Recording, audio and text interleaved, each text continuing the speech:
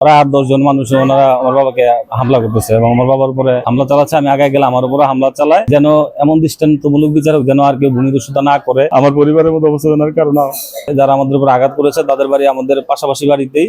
ওরা কিছুদিন আগে আমার একটা জমিতে দখল করে, জমি দখল করার পরে আমাদেরকে হুমকি দামকি দেয়। তো এক পর্যায়ে আমি সাভার থানাতে একটা অভিযোগ দায়ের করি আমার পরিবারের নিরাপত্তার জন্য এবং আমার জমি বিষয়গুলো সুরাহা করার জন্য।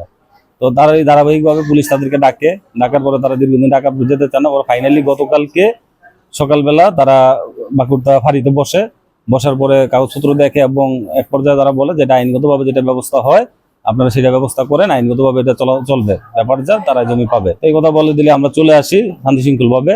তো নামাজ পড়তে যাই, আমরা নামাজ পড়ে বাড়িতে আসি। আসার পরে আমার বাবা একটু বাইরে যায় বাড়ির রাস্তার সামনে। তো আমার বাবাকে যখন রাস্তায় উনি যায় এরপরে ওনার চিৎকার শুনতে পাই। তো চিৎকার শুনতে পাই আমি আগে দেখি যে প্রায় 8-10 জন মানুষ ওনারা আমার বাবাকে হামলা করতেছে এবং আমার বাবার উপরে হামলা চালাচ্ছে। আমি আগে গেলে আমার উপরে হামলা চালায়। তো এক পর্যায়ে আসলে আমরা এবং আমার বাবা খুবই গুরুতরভাবে আহত হই। তো এখন গুরুতর আহত হয়ে সাভার স্বাস্থ্য কমপ্লেক্সে আমরা প্রাথমিক চিকিৎসা নিয়ে এখন এনাম মেডিকেলে ভর্তি আছি। আমরা চাই যে ভূমিদস্যুদের কঠোর বিচার হোক, যেন এমন দৃষ্টান্তমূলক বিচার হোক যেন আর কেউ ভূমিদস্যুতা না করে, যেন আমার মতো অবস্থা যেন আর কারো না হয়, আমার পরিবারের মতো অবস্থা যেন আর কারো না হয়।